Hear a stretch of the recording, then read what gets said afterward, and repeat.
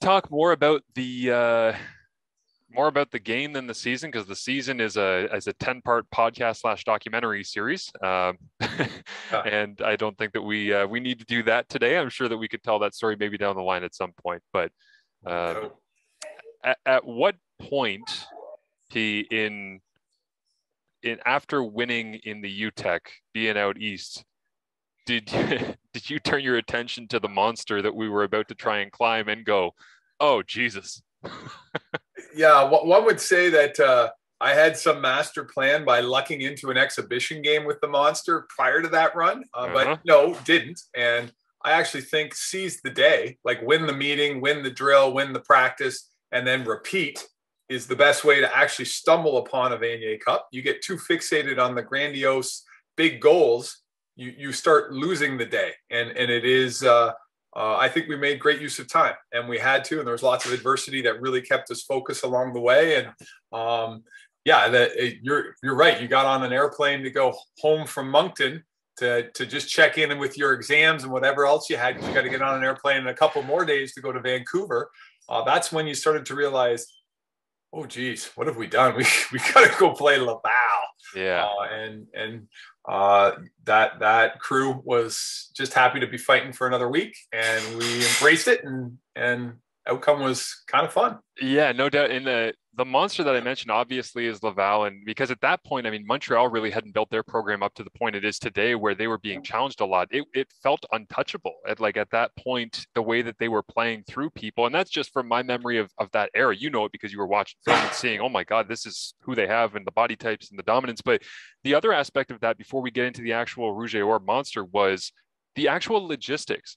Because I've always thought about this in the last 10 years, that I was oblivious to it, because you guys are, we've got food that's coming in on Wednesdays, or we've got, our travel is set up, and you're just like, be here at this time. We'll shuttle you there. We'll go to the practice field. It's a nice practice field. Like, I took all of these things for granted. And now, being around the Canadian Football League and covering university sports a little bit, I look back on it and I'm just like, you guys had to figure all of that out and coach. And Yeah. coaching is hard enough, and then figuring out, let's get these 55 kids from Moncton to Hamilton to walk through to morning meeting to film to take care of your school to plane to Vancouver to walk to practice to walk through, like all of that. For me, I was on autopilot, but it's the fact that you guys made it so easy for all of us to just do football and to be focused. I'm amazed by the structure that was put into that, and you guys made it look easy. That's the craziest thing to me. I don't think our football operations staff can take full credit. I think Mark Alfano and our department really worked hard to make sure it was seamless. Guys like Stu Smith and our support guys just stepped up everywhere to make sure that they communicated to Mark what we needed and vice versa. And I think the youth sport at the time, the committee that would know that these teams are coming from out of town, they had enough structure built in that would help us navigate some of that. They had pre-existing restaurants set up, and so it's a whole bunch of credit to a lot of people to make it that way. And that is a real compliment from a student athlete, is that it seemed like business as usual, and it needed to try to be, because we had to have a great week of prep, because our hardest game was kind of just around the corner. The salmon meal that we had, that was prearranged, because I've been wondering for a decade why the hell we had such a nice meal.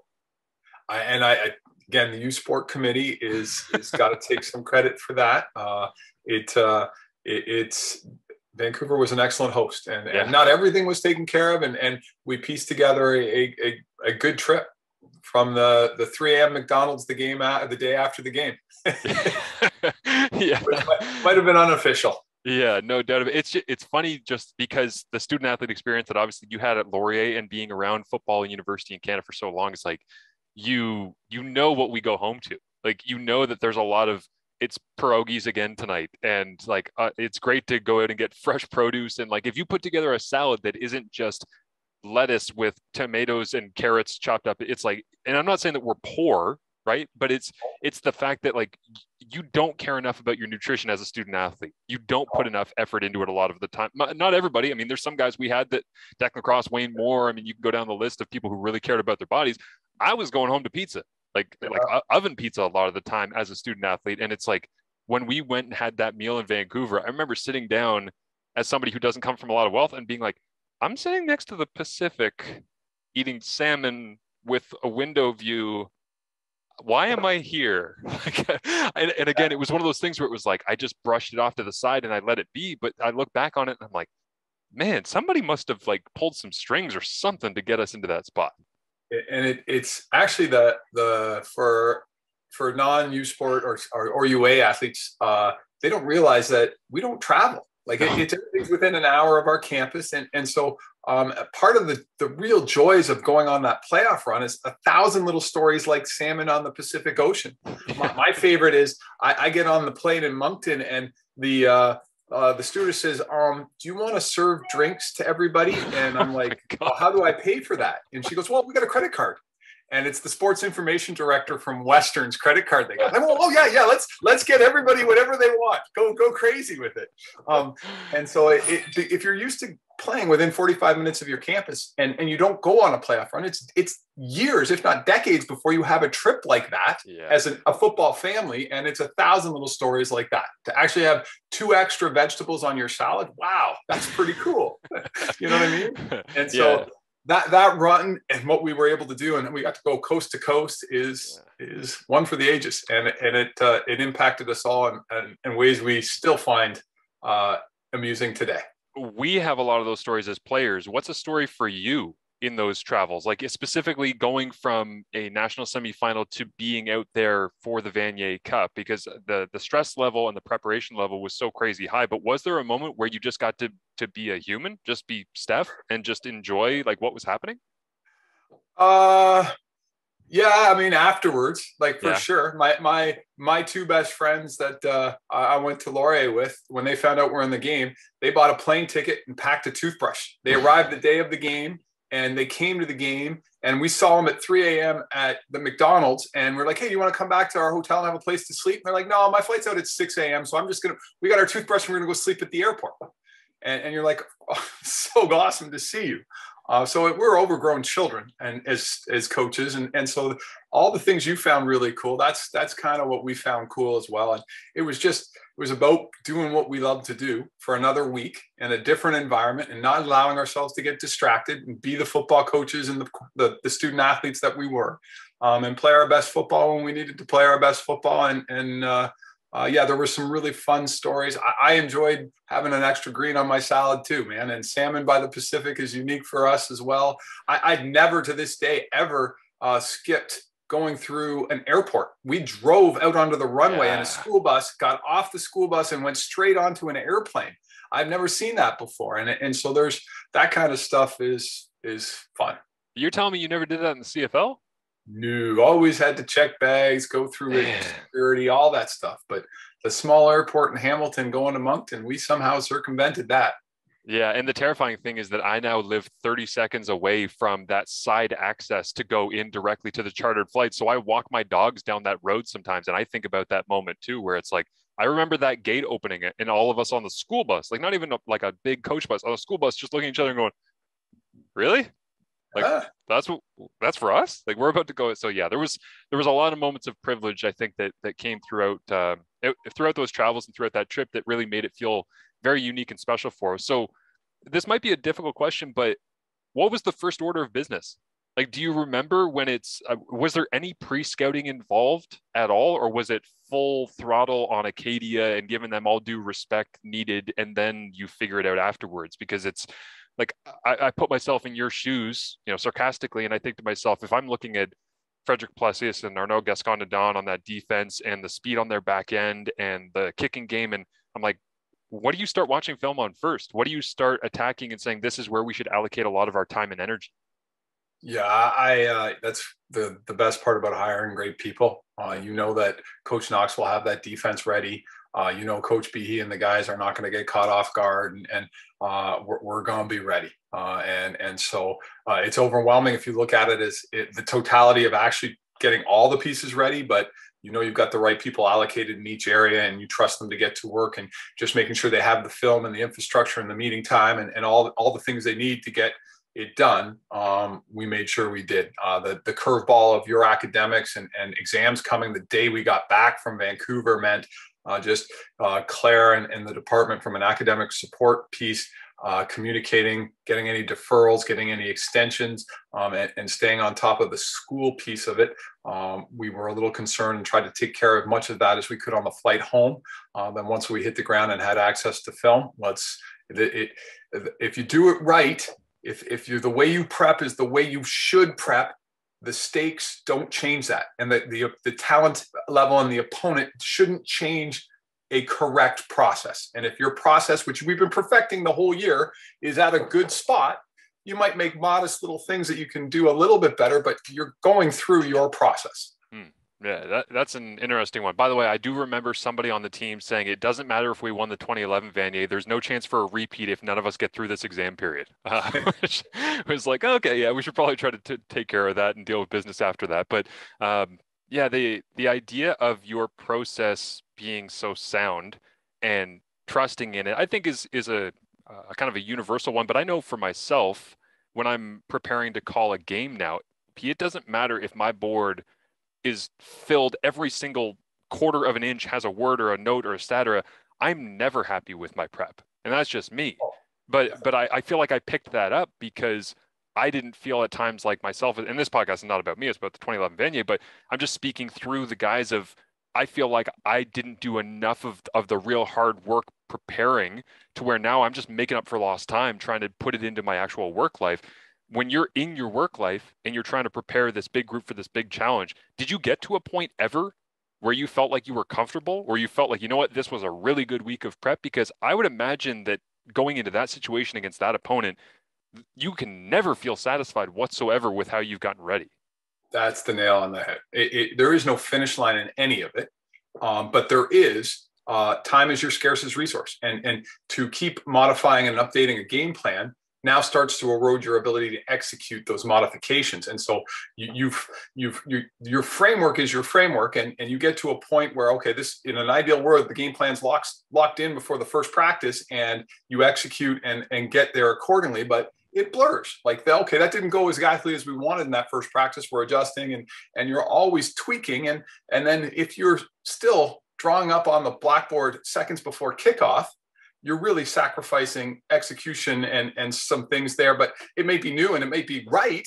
And as a coach, as a coordinator, you draw that line, and it's a moving target, and every week it's a bit different. And to your point, if we're dealing with athletes that may have some physical attributes that they have an advantage, you want to try to tip it in your athlete's favor by getting more people at the point of attack and creating those advantages. And so you may draw that line differently with the caliber of Laval, right? If you think you have more trump cards, execution matters way more than creativity. And so you can lock the game plan in earlier. If you think that head-to-head you're going to lose more than your fair share of battles, then you don't want to be head-to-head. You want to have more people at the point of attack. And so you are willing to sacrifice some of that execution to try to tip it in your student athlete's favor. And so when those lines get drawn and how you draw them, the ability of the opponent certainly impacts that. The overall process, though, and the framework that you go through and how much film you watch, and that doesn't necessarily change. Do you know what I mean? No finish line on any of it. Did you sleep? Yeah, I love June Jones. Anytime June sees a ridiculously bad play, his comment under his breath, looks like someone stayed up too late this week. Do you know what I mean? Like, if you're not taking care of your mental health and well-being, you're going to go into some dark corners and do some goofy stuff now. Yeah. And we're all guilty of that a little bit. So yes, you have to, you're going to be bloodshot-eyed, no doubt, but you've got to have a little balance. And again, where you draw those lines is critical. I've never seen someone carry as large a coffee as Stefan Ptaszek on a Vanier week, whether it be 11, 12, or 14. I'm convinced that you go into Tim's and you're like, you know what, just take 2 of those cups and piece them together and give me this thing that's like 7 feet tall. Yeah. You know what? I didn't like coffee until I had children. Same. And then suddenly I see, I got a taste for this now.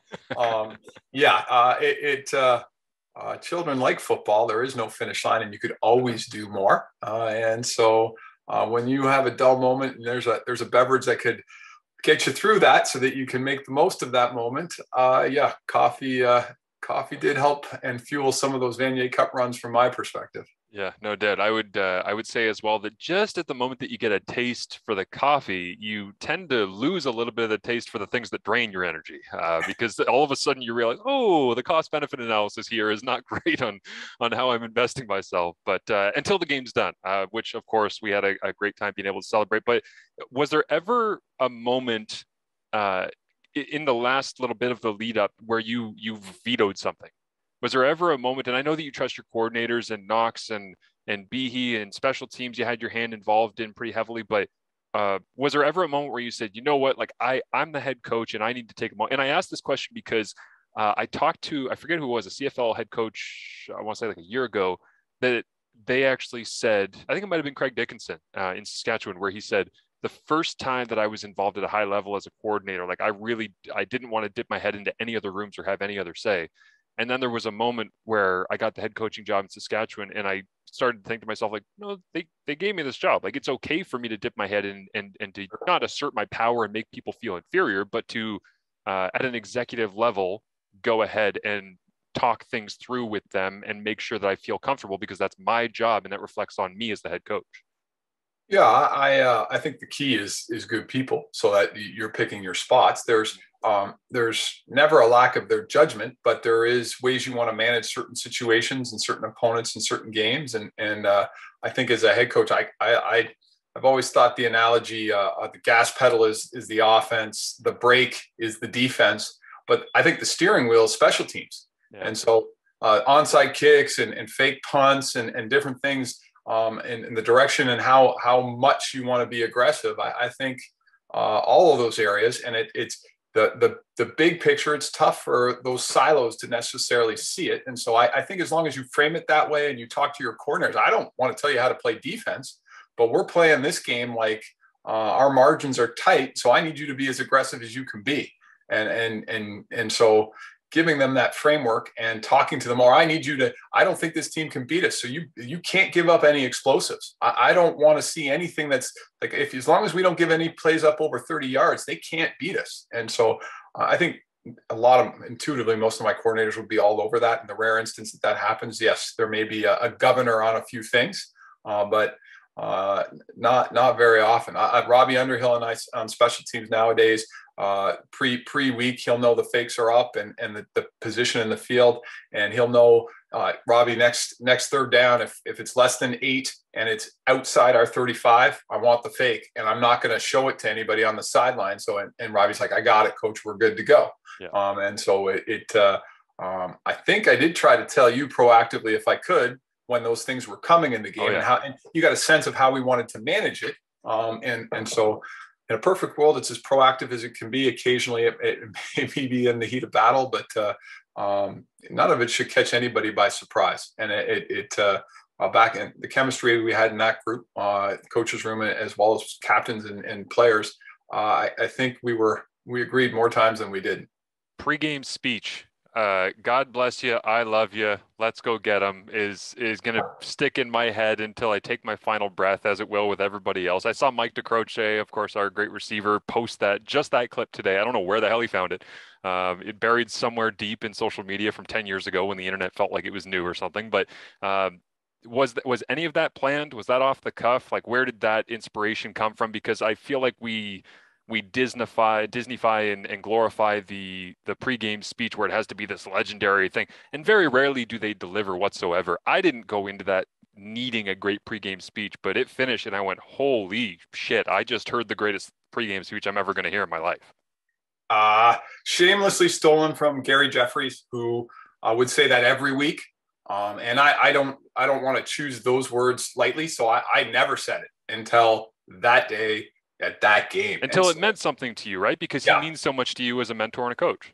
For sure. And so and I did feel pretty strongly that regardless of the outcome of the game, that team, I put them up against any Marauder team in the history of the program. And so had to get that off my chest and just as you know, outcome was never going to change how I felt about a team pregame. And so making sure I said that before you guys did great things is really important to me. And I think we talked that preseason that like, this is a great football team, and I don't know where we're going to get to, but I want to tell you before you do great things, man, I really believe in you. And so it had been a pretty emotional year, and we had lots of bumps in the road. And so I do think a few minutes in the pregame when we're getting warmed up, it's nothing I stay up at night and prep. There's too many other football things that are way more important. I'm with you. The pregame speech is not anything that should distract you from X's and O's and get you ready to play.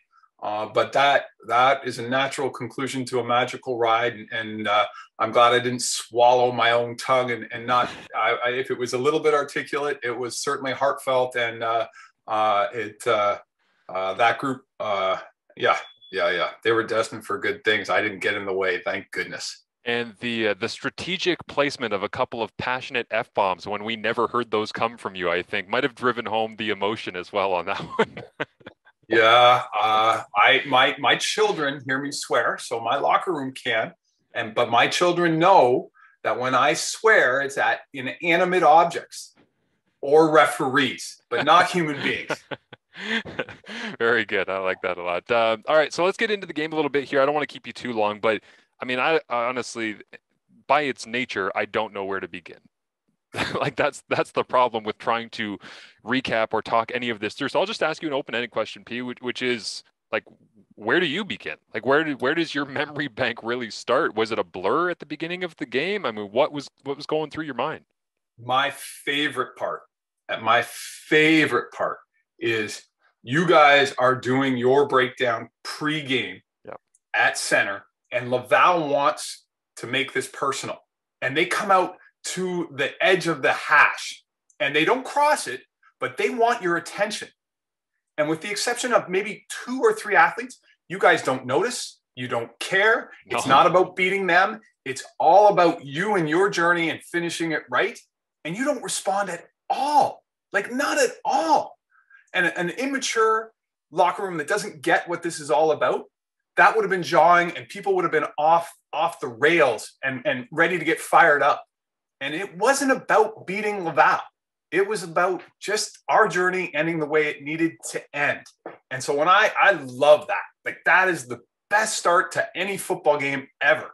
The bullies are trying to pick a fight and we don't care. So I thought that stands out to me for sure. Yeah, I'm interested in that one because I do remember it not mattering whatsoever to any of us. By the way, Jared Jones is the only person who actually gave a damn because JJ decided to start walking around and yipping off at them. But I don't feel bad saying that because he'll laugh at the fact that he got singled out on it. But I do remember him taking a step towards them and we didn't care. And I didn't even realize in that moment. But again, with 10 years of distance here, and with some life perspective, you do realize that that must have been a rewarding moment for you, not only because it showed that the team was locked in the right mindset, but it's like, that's a credit to recruiting. That's a credit to the day-to-day practice of the rest of your coaching staff building a culture. Like there's a lot of things that are encapsulated in just the decision to not give a damn of what's happening. I don't think it's an easy thing to teach 18-year-old men going into a very physical game, that you're not trying to prove anything to your opponent, like nothing. It's really not about the poor buggers on the other sideline. They just happen to be in the way of our journey. And it's really about proving stuff to your teammates and holding that promise to them at the highest level in the next 3 hours, not giving up 1 inch without a fight. And I think that group got that better than any I've ever worked with. Like they did not have anything to prove to anybody else. It was about us. And so I think that's an invaluable lesson. And that 15, 20 seconds pregame was unique beyond unique. Yeah, no doubt. The health of Nick Shortle, I think, is an interesting one that people might not know the backstory on. Turns into a great CFL player, and we called him right from the very moment that he came into McMaster the bully, because in training camp he was beating the crap out of people when he probably shouldn't have been. And we were just like, that person's terrifying. Don't throw towards him. Don't run towards him. He's going to make you look bad. He's more physical than you, even though he's a first year. And I didn't even know this story until a week after the Vanier Cup, which might be just how oblivious I was, or the fact I was playing on offense and I didn't worry about him in the meeting room. But What happened to Nick Shortle and what had to happen for him to play in this football game? Because I think people who are CFL fans will be amazed by this story. And so he's got the flu worse than anything. And I'll be honest, I don't know the gory details because I'm like, Doc, are his legs functioning? And he's like, oh, yeah. I'm like, well, then there's no question the bully will be there. Like, medicate him up, he'll be there. And so I like, it's the flu, right? There's nothing wrong with his knees or his shoulder. Like, yes, it is. And I'm like, okay. I didn't like, not one iota did I worry about it. And it's hell on that poor kid, but that poor kid was not going to miss that game. I agree, but I also saw him like in the locker room pregame, and that was when I got a sense that something was wrong because he looked like death. Like, and then I'm watching him play on like opening kickoff, and I'm like, that's not the same person I saw in the locker room an hour ago. Yeah, and so there are student athletes where if they have a hangnail, suddenly the whole board is down, and they gotta be perfect to play. And then there's some systems that everything could be broken, and they'll rewire it a million different ways, and it's still gonna go no matter what. And Shorty was not gonna miss that. He's a freshman, and you just the personality of the kid. You had seen him back down from nothing or no one for 3.5 months, and you're just like, there's a lot to worry about today. That one I'm going to check off is no problem. Just push that one off to the side and let other people worry about that. That's a good one. So I want to jump ahead because, again, the whole thing's a blur. And in honesty, I rewatched the game in order to go through all of this. But we're up 23-zip at halftime. I would imagine as a head coach, is that terrifying to be in that position? Do you feel gratified? I mean, it feels like, have you feel like you've earned it? Do you feel like you're stealing money? Are you terrified of what's to come? Like, what was going through you when you realized the position that you were in? Because we did not expect to be in that spot. No, and we had them on roller skates. We caught them a little bit off guard, and we were our zone read stuff. They weren't handling the edge. We had controlled the clock, and truthfully, we had missed a field goal, and we had settled for field goals too often. And so you're like, we're not going to have them on roller skates for 4 quarters. And so we had to land as many punches as we could, and we didn't land as many as we could have. And so that is in the back of your head. We're 3 scores, 3 touchdowns and converted 2-point conversions from a tie. And so that's good. Like, we're happy about that. And Marsh, we didn't know where we would stand on the national standard. Like, we had the exhibition with them. But here we are. We now know, McMaster executes and plays good football. We're at the national standard. So that's a wonderful learning to go into halftime and sort through what the plan's going to look like go forward. And us having to play out of our minds and be perfect is not what we have to do. We got to play our game and we'll be fine. Yeah, it's interesting to be self-assessing your place in the national landscape at halftime of a Vanier. Like, yeah, how you're going to call a game when you think that this is a snowflake's chance in hell, with the undefeated Rouge-R, who are 6-0 in Vanier Cups, and a 23-point lead against a team. Hey, they put their pants on one leg at a time, just like us. And you know what? We can play with these guys. That not changes, but that's good perspective going into a second half. Yeah, no doubt. And then you come out and obviously bomb goes off and the whole landscape shifts the other way, and all of a sudden the roller skates don't exist, and we were backs against the wall pretty quickly. It felt like, where it was like, how do we stop the bleeding here, and what is bleeding, and what does blood taste like? And it was just, there were so many questions, it felt like. And it wasn't the way the 2012 Vanier was, where we're all looking at each other after a quarter and a half going, I don't know if we have an answer for the stuff they're throwing at us. It was, okay, we're fine. But it's like, yeah, but the scoreboard says we're not going to be fine if this keeps going this way. Yeah. And so the punt return gets us. Quinlan is throwing an out to Babic, but there's another out in the path, and the defender that's actually covering the other receiver. Plessius makes the play. Yeah. DeCroce gashes them for another 100-yarder, but he's offside. Was it he that was offside on that play? Yeah, it was him. Okay. So we're still playing with them, and we're not getting every bounce. That's okay. But it's never us being overwhelmed. And they get a good drive and march down the field, and they do score. But again, it's two good football teams. One's now executing better than the other. Neither football team has been overwhelmed at any point. And so we get through a rocky third, and we're going into the last 15 minutes of our season, and we're down a single point. And you talked to us at the beginning of that game. Would you take that? 100%. Oh, yeah.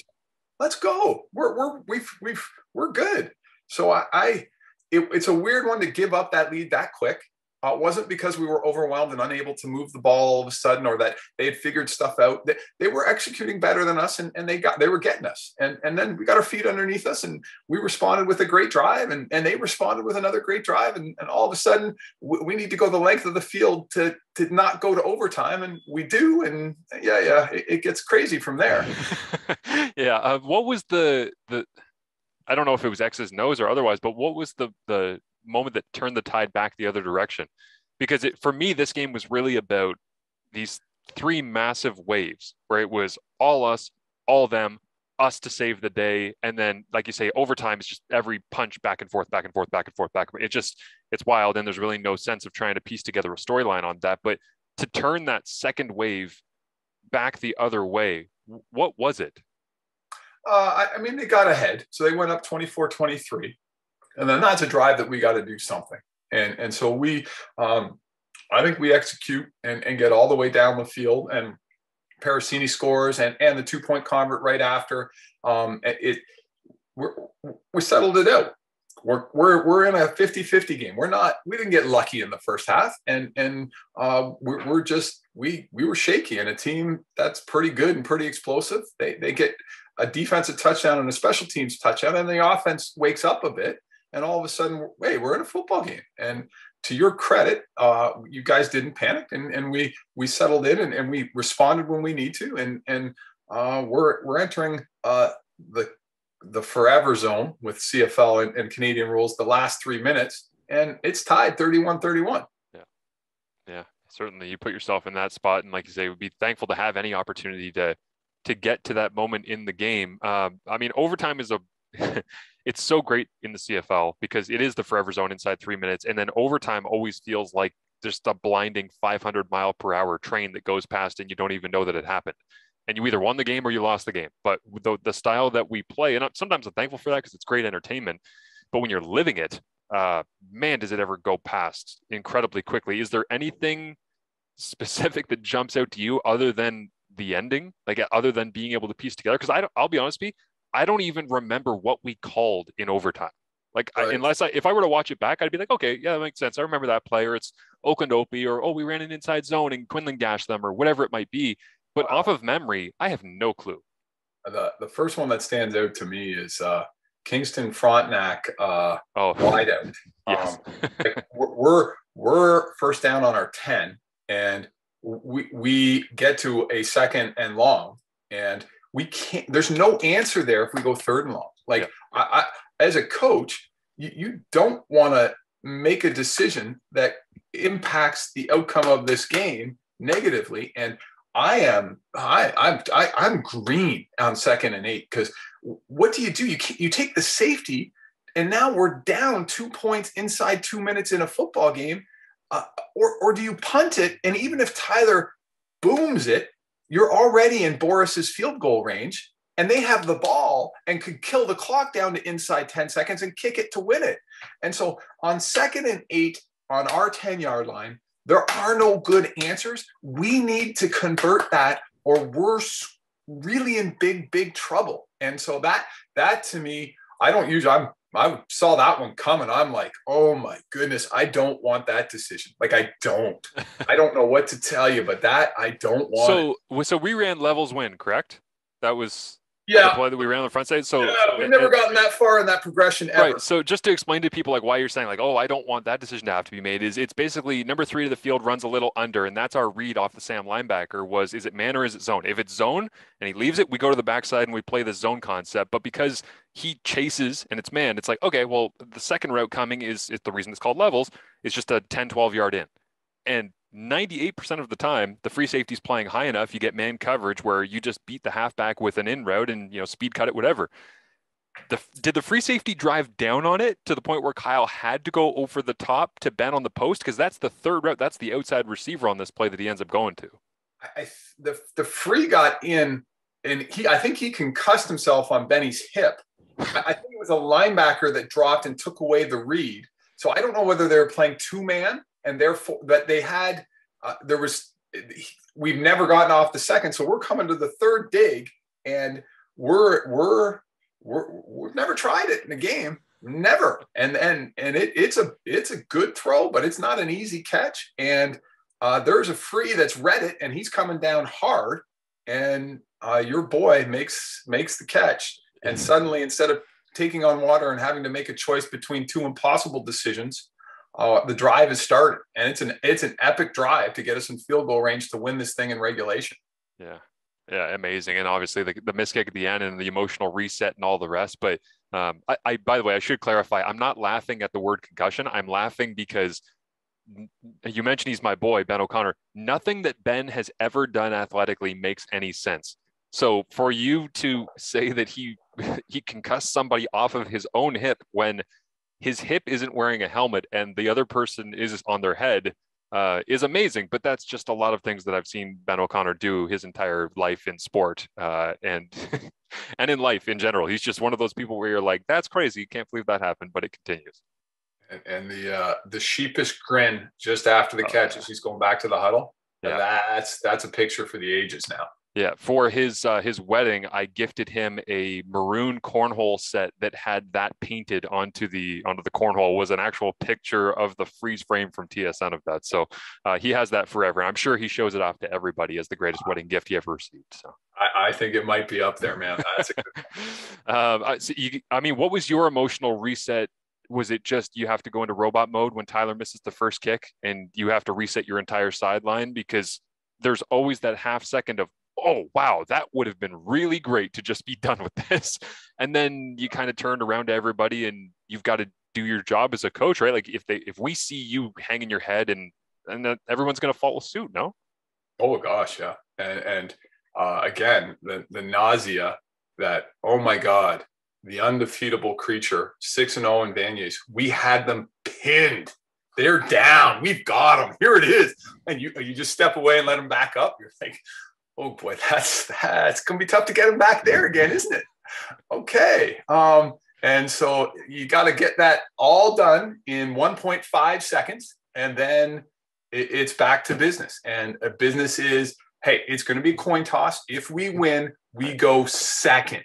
Make sure you know that we go second.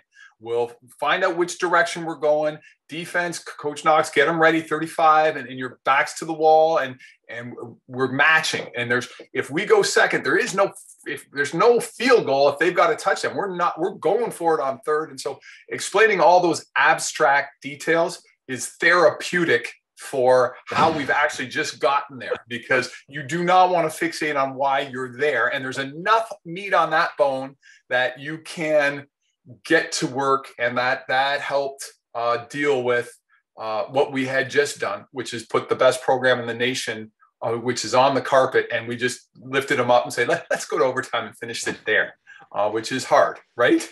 That is world-class jazz hands that you're talking about, where you're saying to your entire roster, the entire sideline, like, I love the idea of 1.5 seconds, process it, done with it, don't let anybody see it. Okay, turn around.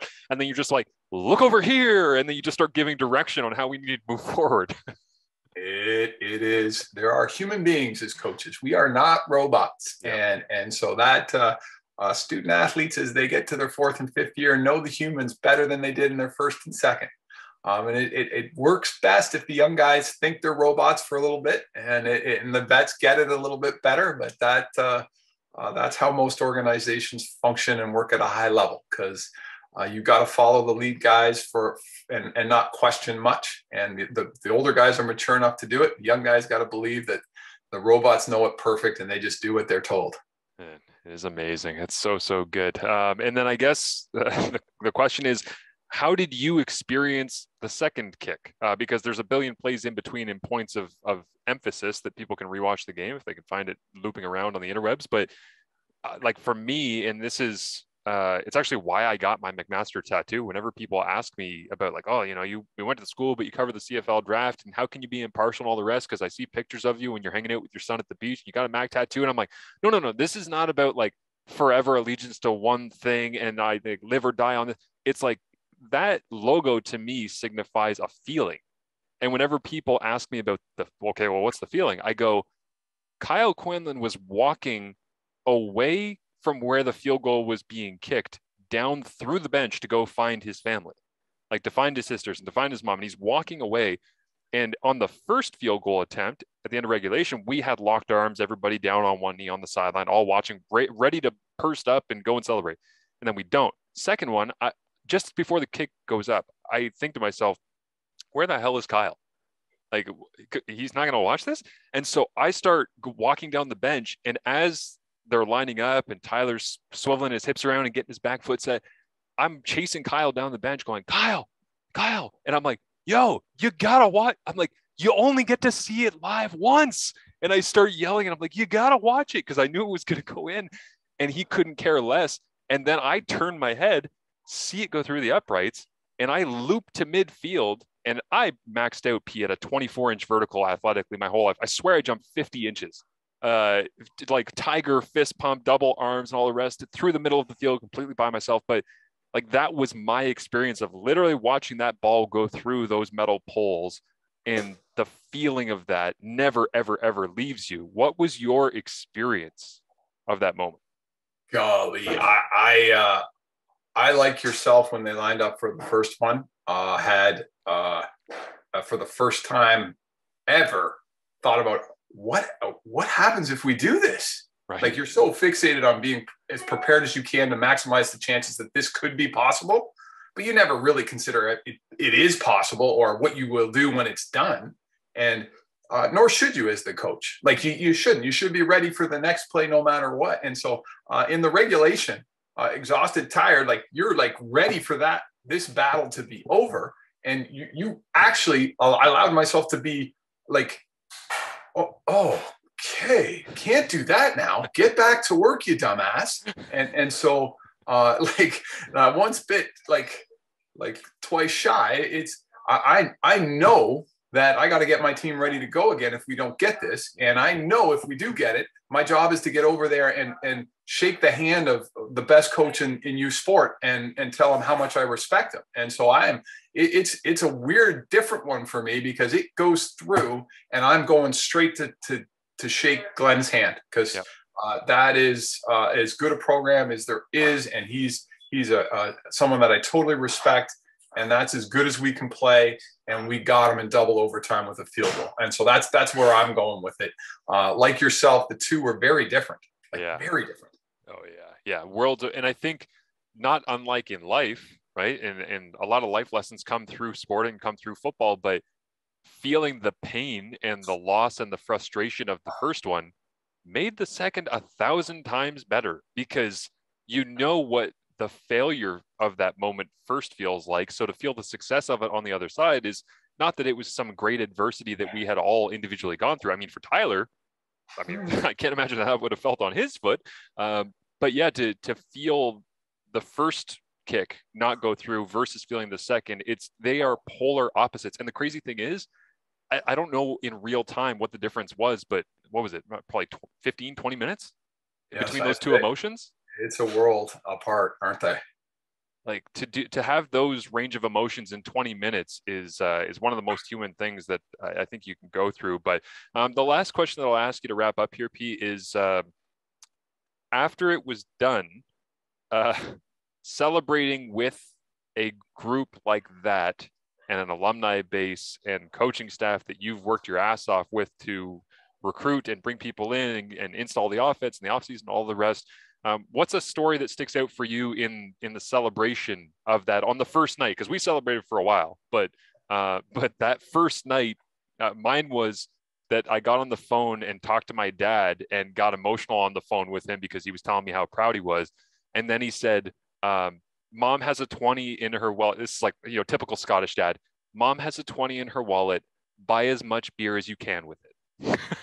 That'll stick with me forever. It's because my dad was never like, "Hey, go buy beers." You know, I'm in university. He's never like, "You should drink as much beer as you can." And in that moment, he's like, "You've earned it. $20, buy as much beer as you can, and enjoy all of them to yourself," kind of thing. And I was just like, "Oh, that's the funniest, coolest like family tie into the whole football stuff." But what jumps out for you? Field side, couple things. Dr. Peter George, who was a 3-term president, 15 years. The footprint we have, the reason we are a marquee program in Canada is the president of our university made it a priority. And he's no longer the president, but he's in Vancouver and he is field side. And he's as elegant a speaker and as intelligent a human being and as mature a guy as I've ever seen in my life. And it was like a little kid at Christmas as field side, he picks up the cup and gets a picture and lifts it. And I have never been more joyed to see anyone raise that thing in my life. And it speaks to a whole bunch of things that Dr. George passed away a couple years ago, and the Peter George building is the new residence on campus. And the reason we are who we are is him. And I was there to see him raise that cup. And he felt the 2000 to 2004 reign when they won 4 in a row and never got to the Vanier. Like he took that so hard, and he was a huge fan. He was recruited. The president of the university called me when they were looking for a new head coach. Like I'd never heard of that before. And so watching that was unbelievable. And then watching it it's before the ceremony for the trophy, watching security hauling away I forgot my wife in the tunnel, and sure, that's my husband, and I wave to the security guard, and he reluctantly lets her go, and she comes charging out onto the field, which was great. And then when Kyle Quinlan gets announced the game MVP, she dives on him and gives him the biggest hug. And all her coworkers at TSN make sure they film it and they get it up on every screen, every chance they get for her, because she was attacking the starting quarterback. Those two stand out. And we had a lot of great ones. My 2 best friends, Rolly Webster, who's now the athletic director in Waterloo, and Patty O'Leary, who's my a teammate. They'd flown out and they had come in just for the day. They just flew in the day, and the next morning at 6 a.m. they flew back to see them at the post-game reception. That is, you want to think I'm the mature coach, and no, I'm just like you guys. That is 50 going on 19, and have some of my best friends there to celebrate and really take it all in was telling. And my whole family was there. And my dad didn't give me $20 for beer, but he did buy me one. That post-game reception, you could not wipe the smile off of anybody's face at that hotel. Like every single person was just sitting there with a beer in their hand, just going, "Wow, how about that, eh?" Like it was the weirdest feeling. And I there's so many great quotes I remember from playing on your teams. 2 of them jump out to me when I look back a decade after this. One is that, winning isn't everything. I remember you saying a lot of the time, but the beer tastes a little bit better. And, that whole speech of, things feel a little bit sweeter. And that stuck with me, because that Vanier night is the absolute definition of that. And the other one, you were talking about as a dad, and a young dad, not every successful man is a successful father, but every successful father is a successful man. That's one that is, I got that tattooed on my brain, and there's no ink needed. I mean, it's just, it's lodged in there. So I can't thank you enough for doing this, and for being the coach and the leader that you were in 2010 through 14 for me, and given those life experiences and being willing to recap and rehash a lot of them as well through the years, because it's a lot of fun being able to go through this stuff and laugh about just how ridiculous all of this stuff has been for a long time. That the privilege of working with you and your teammates is it's as good a way to spend your days as there is on this planet. So I learn more and get more out of you than I ever give. I appreciate the kind words, but you reciprocated it all, being the man that you have become and were at McMaster. So it's fun to reminisce on this 10 years. I'm going to enjoy this weekend and hoping to get to see as many of your teammates as we can. Yeah, absolutely. I'd also say this, that I just got offered to co-host with Lindsay Hamilton, who's also a Marauder, Grey Cup Saturday this year, the 12 to 6 show in studio for TSN. For everybody listening, I have no idea what I'm doing in a studio show. I've never done a studio show before, so it'll be an adventure. But I remember the morning after the Vanier, wandering downstairs because Quinlan was my roommate in the hotel, getting into a cab with you, DeCroce, Quinlan, a Rami show, and I thought we were going to the parade, and then somebody's like, "No, parade is canceled," and I'm like, "So what am I doing here?" They're like, "We don't know. Why are you in here?" And they're like, "You're just like, we're going to TSN." Okay, cool. So I show up, and of course, I just sheepishly make my way onto the stage as the guy who did nothing. Oh, No, but comparatively to the other people that were on that stage, like Daly, a Ram show, Quinlan, it was like I laugh about that once every 6 months, where I just think of the image of Darren Detition on stage interviewing us and going, "Hey, bear seat, hey, Maddie, nice little juke there on the," and he's talking through all the highlight packs and stuff, and I'm like, man, I am not in any of these highlight packs. I don't know what I'm doing up here, but it's amazing full circle, 10 years almost to the day, to be doing Darren Detition's job on Grey Cup Saturday after being in that spot, right? it's going to hit your highlight reel. You gotta. When you're applying for a job, your humble beginnings and where you've gotten to, you got to show some growth now. I guess, 12 to yeah. 6. Those 6 hours are going to fly by. Yeah, yeah, especially working with Lindsay, because it's we used to do McMaster student radio together, so it'll be great. But P, thank you for all of this. I really do appreciate it, and I hope that we don't have to wait another 10 years to talk to you about a Mac Vanier Cup again, because there's new stories to be made there. We're talking at the 10-year anniversary, so you're going to have to wait at least 11 because we're not going to win it this year. The next 10-year anniversary is a minimum 11 years away.